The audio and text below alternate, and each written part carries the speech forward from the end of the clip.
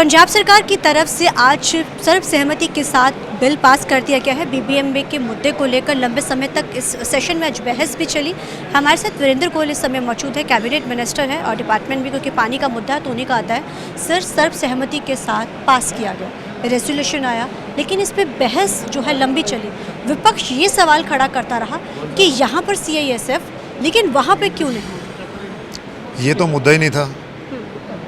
ये तो मुद्दा ही नहीं था। मुद्दा ये था कि भाखड़ा डैम पे बीबीएमबी के जरिए CISF की तैनाती की जाए। मुद्दा ये था। CISF के ऊपर हम सवाल नहीं उठा रहे। हम CISF की क्वालिटी पे सवाल नहीं उठा रहे थे। मुद्दा ये था कि वहाँ CISF की तैनाती होनी चाहिए या नहीं होनी चाहिए। पर विपक्ष तो उसके विरोध करता रहा। देखो, जो विपक्ष विरोध करता रहा ना, वो उस बात का विरोध करता रहा जो मुद्दा नहीं था।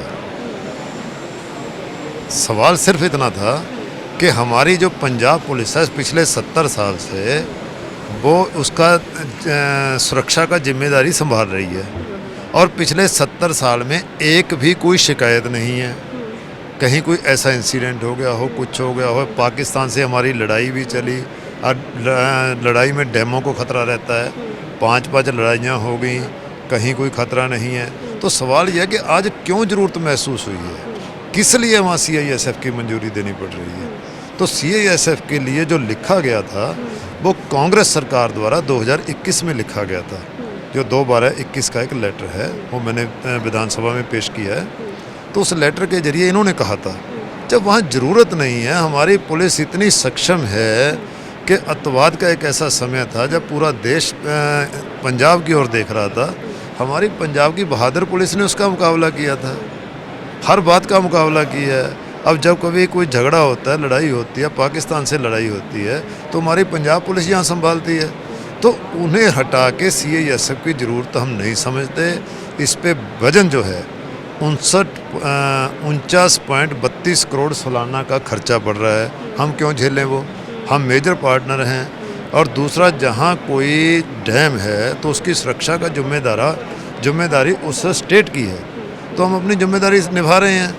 तो हमारा कहना इसमें जो हमने पेश किया बिल मता, उसमें यह था कि हम इसकी तैनाती का विरोध करते हैं। हम अननेसेसरी फाइनेंशियल बर्डन सरकार पे नहीं डालना चाहते।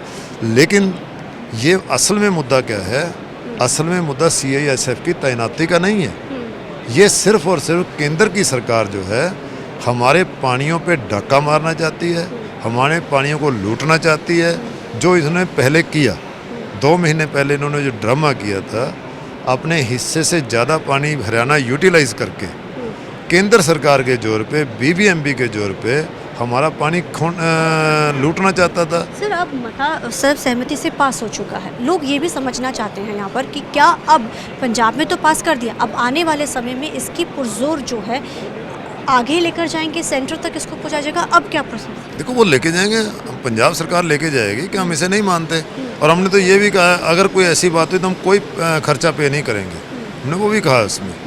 हम बोझ क्यों सहें जब हमारी पुलिस सक्षम है? इस पे पूरे समय बहस करते रहे, हालांकि उनके बाकी जितने अपोजिशन के लीडर थे उन्होंने सहमति जरूर जताई आज।